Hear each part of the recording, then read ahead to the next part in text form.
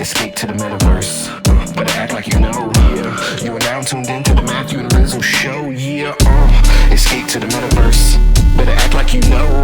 Yeah. You are now tuned into the Matthew and Rizzo show. Yeah. Escape to the metaverse. Better act like you know. Yeah. You are now tuned into the Matthew and Rizzo show. Yeah. Escape to the metaverse. Better act like you know. You are now tuned into the Matthew and Rizzo show. Yeah.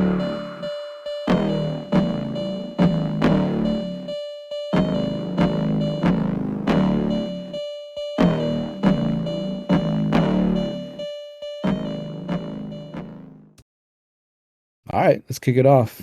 So, Matthew Rizzo show back after a 3-week hiatus. Although technically like 2 weeks, Rizzo snuck in a cheeky podcast with Paradox about his upcoming drop Had to this do week. it, man. Next week. Yeah, I mean, epic project coming up, getting a lot of early attention, which I'm excited for. Hopefully, it'd be awesome to see that crush. Honestly, Yeah. It would. Yeah, man, it was would love to hear how your break was and, perspective coming back, man. It's always like weird to step away for a little while because I do it so infrequently, and even when I do for like intermittent periods of time, like my mind is always like spinning and everything. And you and I were joking around, and I think you like sort of co-signed on it. It took me about like 4 days of like stepping away from everything to actually like stop dreaming about the metaverse and NFTs and like all this stuff that's like constantly on my mind all the time. And I don't know, man. I am guilty of like, permanent FOMO, which is why I'm like always moving at such a pace and need to sort of step away from a little bit. But, I came back last week, which is when I snuck in the episode when you were still away, and, was sort of like, excited to get back in the swing of things. I love this space and love what we do. And was digging through everything, trying to figure out what I missed. And I'm like, dude, I don't feel like I missed anything at all. Like, actually, I feel like this place is like deader than ever. And maybe I'm like overlooking some stuff. But, we had been talking about before we even, took this 3-week break from the podcast and the whip and everything that, this is normally one of the most dead times of year in any market. So if you're going to step away and sort of recharge, now is the time. And that always sounds good in my head, but doing it is difficult.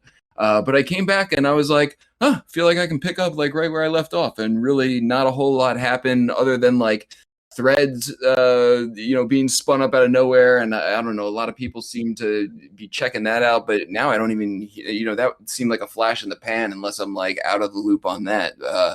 So I don't know, man, would love to hear like your takeaways, how your break was, man, what your vibe is coming back, and what the landscape is. yeah. I mean, co-signing on exactly how you framed it. Like the first 4 days of break, I was still in like the Nifty Gateway Slack, like commenting, like like talking to folks. It's so funny how hard initially it is to kind of break the old habits of like checking in, that sort of thing. But also it was cool because it's like, yeah, you can check in, you can keep your finger on the pulse, but in the back of your mind, you know that you're on break, so you don't need to be like super, super accountable. But after that 4-day mark, it was, yeah, like straight into vacation. Also, flying halfway around the world to Korea helped things a lot. So, like, I went on break, and like the next day, flew out to Seoul. Was in Seoul for a couple of days with the wife and baby before heading down to Busan, which is like a coastal city in the southeastern part of Korea, South Korea, and had an absolute blast there. Ate, drank, went into the ocean, body surf with the baby girl, played in the sand, just had like proper break at the beach. First time in many, many years. So that was really fun. But coming back, we didn't really miss anything. I think the threads launch and like initial fervor was there, and it feels like it's lost a whole lot of steam except for the celebrities and like their celebrity teams that value like a antiseptic environment to talk and like not be real and shit like that. And so I feel like just like whatever that previous competitor to Twitter was that launched and had blue in the name or whatever and had initial burst of users, only to like fade into irrelevancy the next week. The same shit happened or is happening with threads, in my personal opinion. Outside of that, seems like a lot of attention's been oriented around a lot of old art projects, artists, generative art projects, punks and stuff like that. Folks steady accumulating in the downturn, which is super smart. And yeah, folks planning for like the big moves that should be happening when folks get back from their vacation heading into the fall. One of the other things that just happened this week, though, that I'm not sure how many folks saw on their radars was since they had airdropped everyone who had back in the end of 2020 participated in the minting of tweets into NFTs I saw meta. you post about this. Yeah, that's cool. Yeah. Yeah. So like tens of thousands of minted tweets were airdropped into collectors, like on-chain wallets. A lot of folks had smartly minted like X copy, Coldie, some like historical NFT tweets. So they're pretty surprised when they saw them. They're like, "What the fuck is this?" Like, it has like a 2020 minting date. A lot of folks have like forgotten it, like Coldie. So just reminding people of that particular history was fun, and going back and seeing some of the tweets that folks minted, like in particular Origin Art Museum, just all the historical tweets. It was really cool to see. So I thought that was fun. But yeah, other than that, I don't think we missed much, and I think we very, very smartly took a break, and hope the whole Whip fam and everyone that's listened to the Matthew and Rizzle show themselves got a little bit of a break in, or will be going on a break soon to take advantage of the relative downtime. Yeah, everyone is supposed to time their breaks with ours, and then we just all come back together, right? Exactly. No, it is sort of cool, man, to see some of the. So I'm feeling like we're like maybe in the bear market, like truly it feels like, because now it feels like everyone is gone, like, and all the way to this point, everyone was like, oh, the bear market, the bear market, the bear market, but everyone was still here like talking about the bear market. And now it just feels like a lot of the people who are left are the same people that were here, pre 2020, and a handful of people who glommed on. So I've been sort of like running this experiment, and I don't know if it's to my own detriment or not. It might be, but I've been like basically muting like all of the influencers, all of the obvious influencers, and like shill accounts that haven't blocked me yet for trolling them. And with like a little bit of research, because I am trying to be mindful of like, giving people a chance who might add some value to the community, or might just be caught up in like a hype, thing or whatever. But with with a little bit of liberalness or whatever, I've just been whacking mute on a lot of like obvious accounts that have been like popping up on my thing for a long time. And I've been doing this for like a couple weeks now with like a little bit more intensity, or I guess not a couple weeks, I guess a week and a half since I got back from break, just because I'm like, I just couldn't take it, man. I got back from break, and it was sort of like, stepping away, like, what am I really here for? Like, what are really my main priorities? And the answer for me personally was like, none of that, man. Like, I'm fortunate enough to have been around long enough to be able to, work within the field and everything. But like the grifter shill, like pump and dump aspect of things, sort of crept into it, and then became like a large part of the overall scene and everything. And I'm just like, it's just, I don't enjoy seeing that shit in my feed. It's not what I'm here for. I am here to hear about people who are excited about interesting projects, but not just like fucking bag pumping like over and over and over again. And so, to make a long story short, I've been spending some time cleaning up my feed, and got to this point where I'm like, dude, once I got rid of all of them, like I feel like there's nobody left, man. Like, aside from the people that we've all known, who have been around here for a long time, who are established and have been working hard, and the communities that those people have formed over time. But I'm like, there's not a whole lot of like new entrants to the space in terms of like people or projects who I'm like, okay, here's like the next like real second wave of innovators like entering the space. Like we've gotten, and I'm not trying to throw shade at like anybody who is doing cool stuff who has entered in the past few years, because there are certainly people out there, but I feel like those people have like trickled in over time, and there's no like next round of big pioneers, big innovators like entering the space. I feel like I look around and I'm just like, shit, it's still just us here, like with a handful of people we've accumulated along the way, sort of leading the innovation charge end of things. And I don't know what I expected, man, in terms of like where we would end up from the last bull run, but I felt like after a certain, I don't know, I think I drank enough of the Kool-Aid that was like, mainstream adoption is good for the space, and all these people are like drawing more attention, and all this shit is good for us, and like blah blah blah. And there's that's not true. But I think I drank enough of the Kool-Aid that I overestimated how much that would actually lead to the progression of the space and the progression of the tech, as opposed to more exposure. And I feel like sometimes that exposure has been like sort of slanted or misrepresented to other new people coming in. And I don't know, man. I feel like we're at a very weird time, but it is also very encouraging to see a lot of the people who were believers, from way back in the day, have never really sort of skipped a beat. Yeah. I mean, there's a lot of truth to that. I would probably push back on your assertion that folks that were here like pre-bull, like we're the only ones still left here. Like there's a lot of new folks that I didn't notice or hadn't seen like when the bull kicked off or like pre-bull, that I've been really enjoying seeing pop up in my feed. Probably the latest new addition to like my follower list is like Suzanne NFTs, like NF_SUZANNE. They're just writing super thoughtful threads on some really, really cool generative art projects. Cool. Not necessarily projects that even they own a part of, which I mean, the more people talking about art, honestly, is like the is better for everyone. And there's a few folks like them that have popped up in my feed just because, to your point though, a lot of the trash has sort of like washed out and gone out with the tide.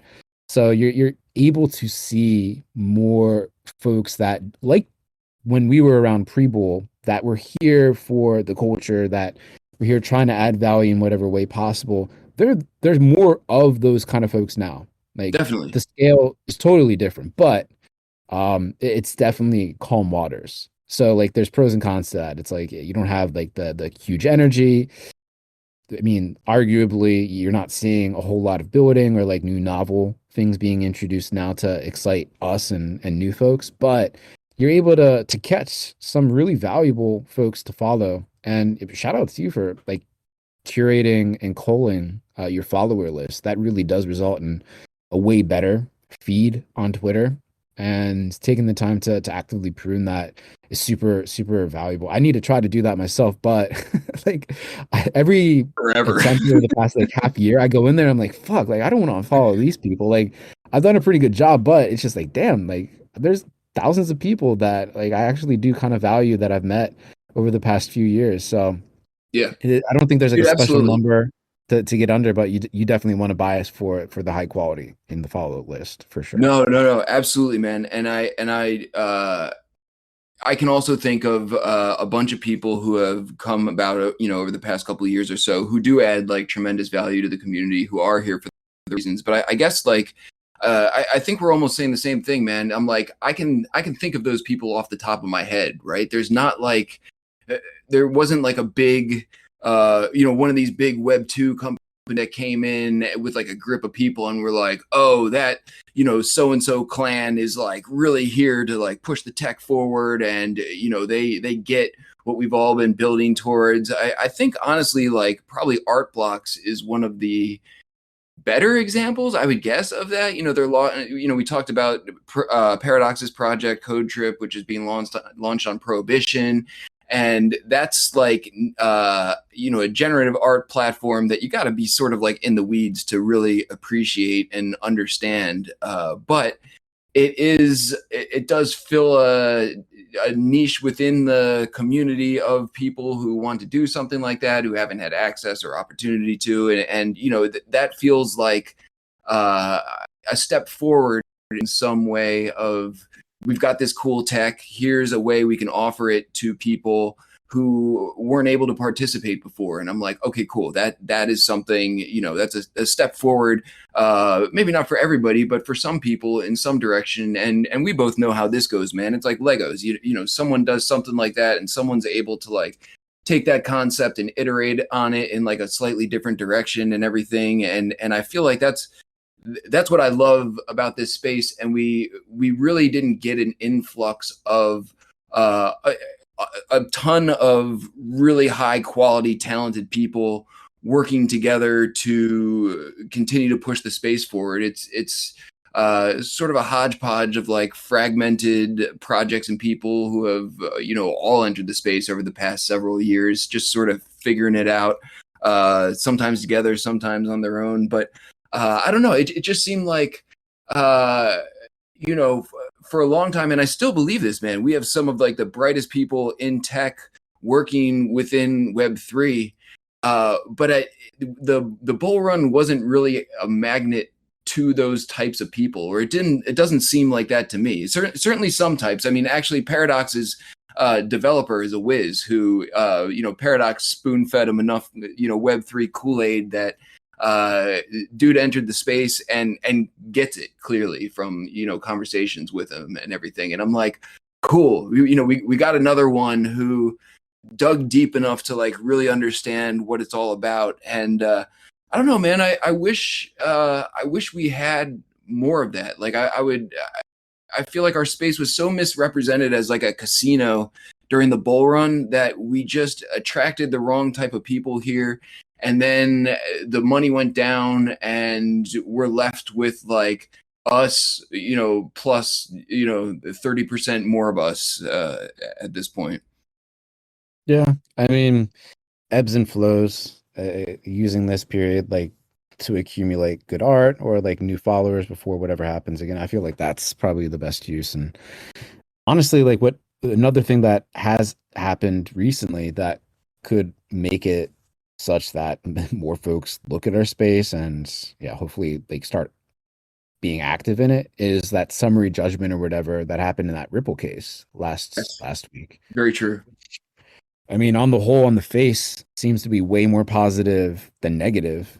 And a lot of the regulatory uncertainty, especially in the US context, seems to, at least short term, to be heading in a very, very different direction than it had been.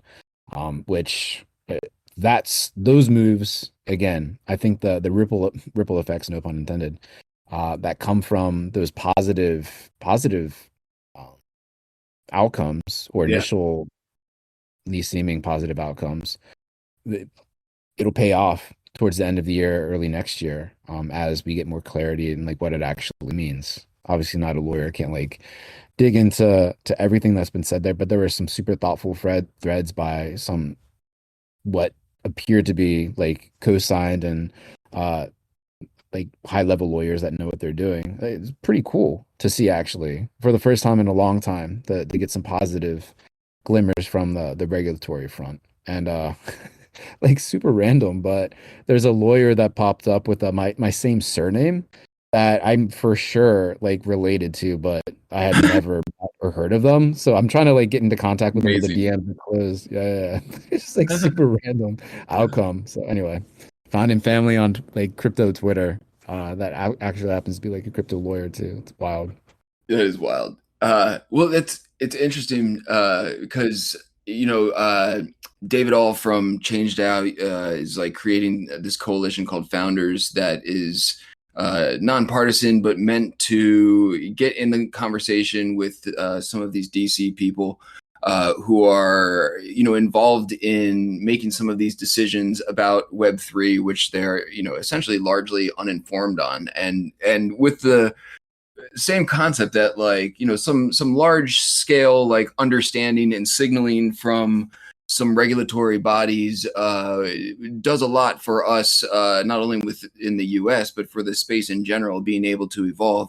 And it wasn't honestly until talking with him about that I realized like a lot of the projects that I collaborate with regularly are not US based. And I don't know if that's like a chicken and egg situation or a coincidence of just like the projects that I've fallen in line with over the years and everything. But it's it's and conversation with him and talking about this coalition that he's forming, it's just talking about being a builder in the US, like early on, the ability to run wild experiments with the idea that there's not a whole lot of money flying around anyway, and the spotlight is way off of us, so we can really do like whatever we want within certain like restrictions of like safeguarding ourselves from like serious trouble. But like the space was like so nascent that that period of like rapid growth and experimentation was so fun and interesting. And it's hard to, even in the back of my head, man, thinking about doing something with a project, and there's a lot of red tape or tape that you're not sure is red, that you're like, I don't know if this is such a great idea, or, we should maybe press pause on this. And so it would be, and for me personally, man, with this Ripple determination or whatever, like, I feel like if you know enough about crypto, that this is a domino that had to fall eventually for us, because it's unregulatable, right? You literally, like, even if you regulate against it, they can't really do anything against it because someone can just spin up another, Ripple somewhere else or whatever. So I feel like, and to some extent, we all know that the U.S. is playing whack-a-mole with a lot of these things that they're chasing in terms of regulatory stuff. But also, I do feel like there's some value in trying to like open up the conversation with them and explain it to them instead of just leaving them in the dust and sending all the innovation somewhere else. So I don't know, man. That was like my first the Ripple determination was the first glimmer of hope for me personally in a long time, as someone who's located in the US and has been watching sort of the KYC clampdown slowly encroach on the space overall. Seems like a significant victory in terms of just setting the stage for more decisions to be made in this direction, because I don't know how you put the cat back in the bag. Yeah, no, same. And it's going to be super. Like, I've been really enjoying all the threads and commentary on what happened, and like I'm honestly excited to see what comes next. Finally, it feels like it won't just continue to be doom and gloom. So that's cool there. And yeah, I mean, on the not doom and gloom front too, like it's cool to be back, and we have some upcoming whips that I'm super stoked about, including this week, and with Bay and Fractilians have some epic whip plans. I think you have more details there. Next week we have the bring your kid to the whip day that we're like in the middle of planning. So pretty excited to see how that rolls out, but excited to be back with the whip fam as well. See who's not on summer vacation to come out and party with us in the metaverse. Yeah, man, it'll be good to get back in the swing of things. It's always weird. Like, I feel like my spidey sense goes off Thursdays at 3 p.m. even if I'm on break or whatever. Like something's not right, or I should be somewhere, or like whatever. Like that internal, clock is still going. Yeah, I think we're crashing Bay and Fractilians thing in the middle of their arts festival in Decentraland. I know Fractilians has been cooking up something for the whip on the back burner that I think everyone's going to be really excited about, but we'll keep that under wraps until we show up on Thursday. Yeah, and then, dude, the Bring Your Kid to the Whip Day is a concept that we've been kicking around for a while, and I would love to see a nice turnout for that. I was talking with Josh from CryptoVoxels, who you met at Rizzlefest yesterday, and we were talking about getting like a sandbox parcel in CryptoVoxels. I guess they have a few of them, so we just need to like figure one out so we can get like a bunch of people's kids building in there simultaneously. We'll get a couple kids on the mic if they're brave enough to give us their thoughts on cool stuff we should be doing, and what their parents are up to, type of thing. But I like the idea of like rolling in the fam with the fam type of thing. Cause, you know, a lot of people who attend the whip, you know, have kids and have kids who have, you know, dipped their toe in the water or are actually pretty deep in terms of like Steady Breaks' cousin, man. I should show it to you, dude. I don't know if you saw this. So, you know, Steady Breaks puts out internships for youth, and we'll hear more about it next week at Bring Your Kid to the Whip Day. But to make a long story short, his cousin has been working under him on this Rizzlefest parcel in Substrata that I was just like, go for it, you know, do whatever you want in there. You know, everything is bonus round to me if you want to, you know, make a Rizzlefest parcel.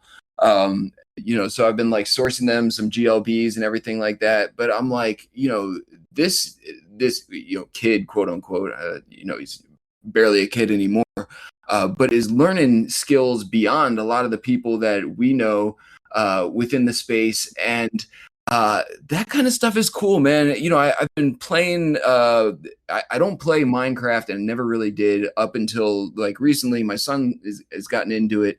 And so, you know, I've been playing some stuff with him on it and everything. And first of all, it's fascinating to play that and then do like the NFT Web3 thought experiment on like, you know, what would happen if that were, you know, a Web3 metaverse platform and everything. But it's, you know, you think, you know, kids 18 and under or whatever, especially during the summer, man, they've got all the time in the world to be like learning, experimenting, tinkering around with this stuff. And, you know, my son just sort of hit an age where he's able to really grasp and understand and play with the tools and everything. And, you know, sometimes I'm sitting in meetings and, you know, doing the thing like all day long and don't really just have that time to tinker and experiment like I love to, but, you know, there's just only 24 hours in the day. But it's fascinating to come up from a day of work and he's been goofing around with something in Minecraft, you know, part of the afternoon, and he's just like, hey, look what I built. Wouldn't it be cool? And he knows what, you know, the kind of stuff that we do. He's like, wouldn't it be cool if this was something that you could bring in world? And then, yeah, and then he like knows the projects because, you know, I talk about them. He's like, tell Monaverse that they need to be able to whack people. And can you tell Crypto Voxels like something.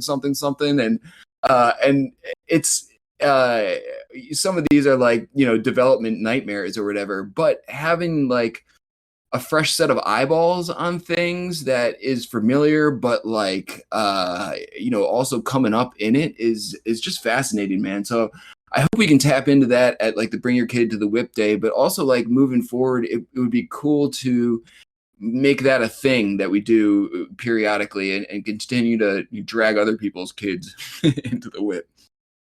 Agreed, man. I mean, it's something that's been like an undercurrent over the past like 5-6 years in this space. I mean, a lot of life happens to all of us. We're not all like 18-year-old kids just like gaming and like degenning, right? Like a lot of us come from professional backgrounds, a little bit older, have significant others, like created like families, sometimes like live during the whip, like myself. Yeah, man. Right. So it's cool to see how the second and third generations are coming up and adopting this tech and like just grokking it or criticizing what's going on here and having their voice heard and showing them that like this space is for anyone who has a point of view and is willing to kind of like take the time to thoughtfully share it. It's gonna be fun to see what happens. And to your point, like really hope that we can make it a regular recurring thing, like once a quarter or something like that. Before Christmas seems like another perfect time to do it when families are like together again. So yeah, excited, man. I'm happy we're back. I'm really excited to get back into it. Yeah, dude. It's great to be back. I definitely agree with running it back like around Christmas time or something like that. We could sort of iterate on like, you know, the first go around and how that goes and everything. But it is exciting, man. It's exciting to see like kids, you know, like my son, for example, you know, I'm neck deep in this like all day, every day, but I am like, you know, careful not to like push it on my kids. And you know, I don't want to be one of those parents that is like, you know, forcing them to follow in their footsteps or anything. But also like the kind of shit that we do is like really fun for kids, and they like grok it like right away for the most part. And I got both my kids like, when I'm upstairs, like over my shoulder, like, watching me take that screenshot with my frog, like, standing on top of a Lamborghini or something. And they're like, oh, that's so cool or whatever. And I really feel like, the whole Web3 space in general is like a great Trojan horse of like really fun stuff, like that is not even masquerading, but like baked in really innovative tech that you can learn a lot from and build on top of. But also like the amount of fun that goes on here, I feel like is genuinely appealing to the next generation, or at least maybe I'm just lucky with my kids, but I'm like, putting myself in their shoes. I'm like, dude, I collected like so much crap as a kid. You know what I mean? And like, the digital stuff, I played a ton of video games. So that wasn't like a far reach of a concept for me as an adult to be like, damn, all those swords that I stashed as a kid that are like on some, blocky Nintendo cartridge somewhere catching dust or whatever could actually be in my wallet. Like, all this stuff like makes sense to them and is also like fun enough. Maybe it would not have been a few years ago. I feel like early metaverse days, you really had to be like an enthusiast to appreciate what we were cooking up and how fucking broken everything was and everything. But now, like, the tech is pretty tight, man. If the kids who are like familiar at all with like video games and how they work, the platforms function close enough that they're able to have some fun with it. And I've also noticed, and I'm sure you have too, man, as we've gotten older, the flashiest and most polished and highest resolution and expensive video games are not necessarily the most sticky ones. Sometimes they just have to be dumb and fun, and you can spend an afternoon playing the stupidest thing. And I know I did that as a kid too. I fucking fished in like The Legend of Zelda in Nintendo 64, man. This is like a side thing, but like, I had a buddy who got obsessed with it, and it was a pointless like side thing in Zelda in Nintendo 64, and hours, man, trying to catch like we would develop like internal conversation or competitions like between us, and it just became like our own mini game. But I'm like, dude, Web3 that thing, man, randomly generate those fish and set people free to just go fishing for NFT fish until the end of times. And I feel like we're so close to getting really cool Web3 NFT integrated stuff like that. And we have like a lot of cool concepts. It's just like not quite there. But we're close, man. I saw Sinks importing Mario Kart racetracks into HyperFi. Yeah, I saw that too. That looks so dope. Yeah, dude. I'm like, oh man, we're so close. Yeah. So we're so close. I feel like that's gonna be the title of this episode. We're so close. We're so close and no one's here to see it, right? Right? I feel like all the cool stuff has never been in like a cool place, but we're sort of like on our own to play with it for now. And honestly, man, like Mighty Moose had a post last week or something talking about, not even looking forward to the next bull run. And I'm like, I'm sort of all right with that, man. I'm like, we could push that out another couple years, and I'm fine to like continue to improve the tech and play with this stuff ourselves a little longer before it gets crazy again. Same, man. Well, that feels like a good place to wrap up for the first episode back. Again, everyone knows to show up at the Whip Thursday, 12 p.m. Pacific. We got Bane Fractilians, like Rizzo was talking about earlier, doing some big things. Excited to crash their party. And yeah, man, keep the conversation going, and hopefully we'll get some more folks in here to see what we're so close to achieving here. Yeah, definitely, man. I got one more shout out. I know, unfortunately, I'm not going to be here on Friday. I'm randomly got a bus ticket to New York City to hang out with the Monoverse crew, which I'm very excited about. But I was originally going to hang out with Jin in the afternoon at 1 p.m. for a VR chat field trip. There's like a big conference event thing going on in there that he was going to show me around, and I think Steady is all set up to go for that. 1 p.m. Friday. So if people are around, make sure you hit up Jin or myself or Steady for details on that.